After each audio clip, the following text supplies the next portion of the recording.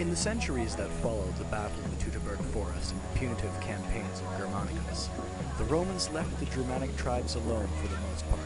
However, contact was frequent between the Germanic tribes and the Roman Empire on the Rhine and Danube rivers, with many Germanic craftsmen working in Roman colonias. The Germanic retinue bands that fought successfully against the Romans learned a great deal from the Roman army, both through fighting them and through serving the empire. The Roman military machine was the most advanced Europe had ever seen, and the Germanic tribes were quick to adapt and learn. The retinue bands learned the value of discipline, rank, and organization, though the strong traditional values of military brotherhood and loyalty to one's lord and skill in individual combat remained very important.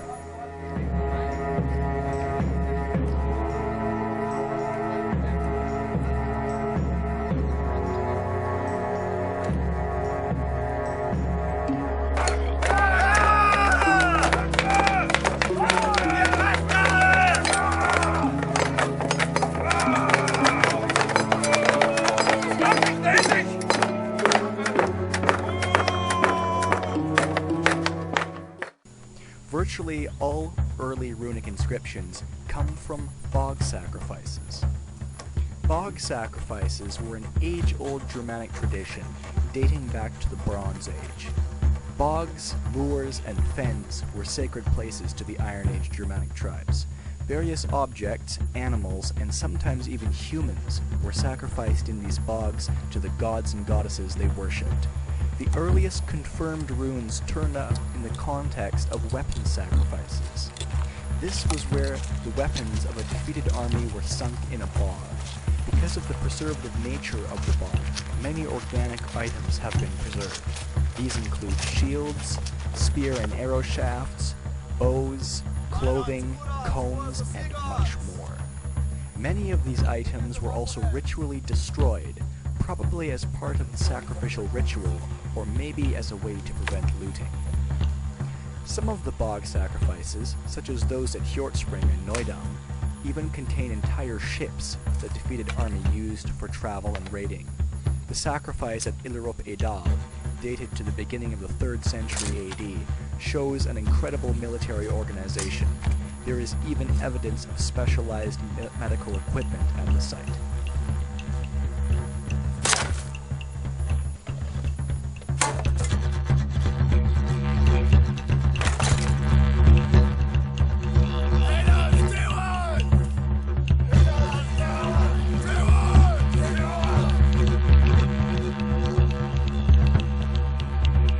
Now, the Vimose inscriptions are important because they represent the first fully unambiguous example of a runic writing system being employed for any reason. Now, the earliest Vimose find, the Vimose comb, was inscribed some 100 years after the Meldor fibula, and as I said, it is definitively runic. The inscription reads Harja, which is perhaps short for Harjas or maybe a longer name, such as Harja Wulpas, and this might represent an early example of a nickname, which is interesting from a socio-cultural point of view. Now, as I said, the inscription is more or less unambiguous, and that is unique amongst the runic corpus, and it is definitively the first example of Elder Futhark. Now, the Thorsberg shape is something that's given far too much attention, I think, because it does seem to my mind quite unambiguous. The inscription literally reads Urthu Thewas Niwa Yamaris, which should be read as Volthu Thewas Niwa Yamaris, which would effectively mean Servant of the Glorious One, not of ill renown. Linguistically it's unambiguous, but of course it's mysterious in meaning.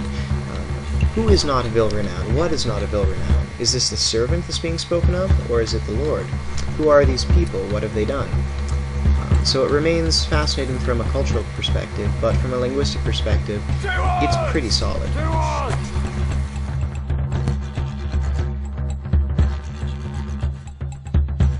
The Kragehul landschaft is also relatively unambiguous, but represents a number of interesting patterns found in early runic inscriptions, interesting perhaps magical patterns.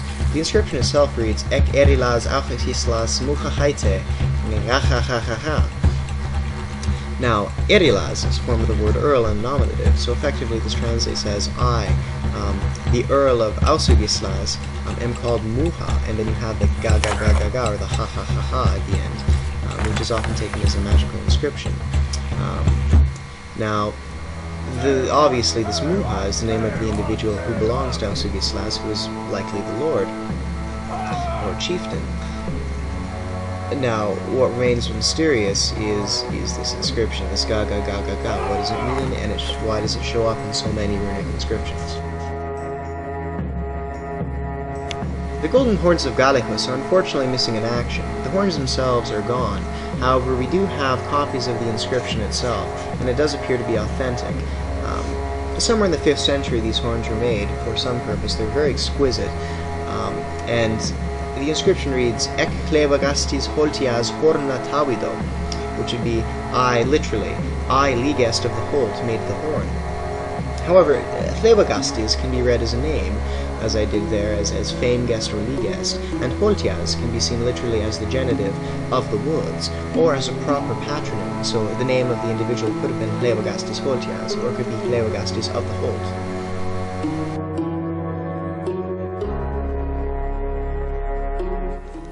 Because the Germanic society was, even when they had runes, a primarily oral society, runes had much more meaning than in Greek or Roman societies, where writing was an old and well-founded tradition.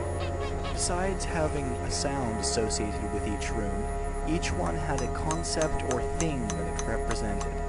The Elder Futhark was composed of 24 runes, each with a distinct meaning. These were used not only for writing, but for divination and other spiritual purposes.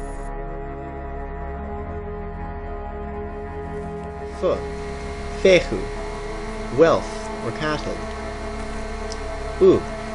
Urus, meaning aurochs or water slag. Thurisas, the god Thor, or giant. Ansus, one of the Asir, or gods. Raido, meaning ride or journey. Kaunan, meaning ulcer, or perhaps Kanaz, meaning torch. Gevo, meaning gift. Meaning wunyo, joy. Hachalaz, meaning hail, as in the precipitation and not the greeting. Meaning naudis, need. Isas, which means ice. Yera, which means year, good year, harvest, etc. Or a, which is echwaz, or echwaz, meaning yew tree.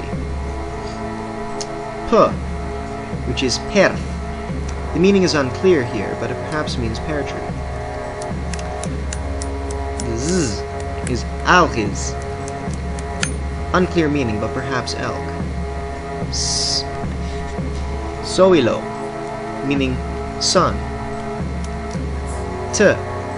Tiwaz, or Tewaz, for the god Tiwaz, later priest.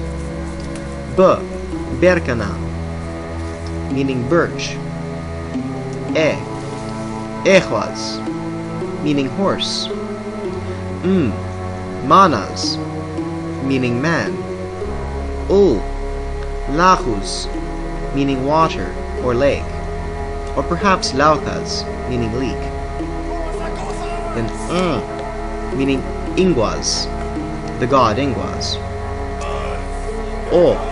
Meaning Othila or Othala, heritage, estate, possession. Dachas, translating today.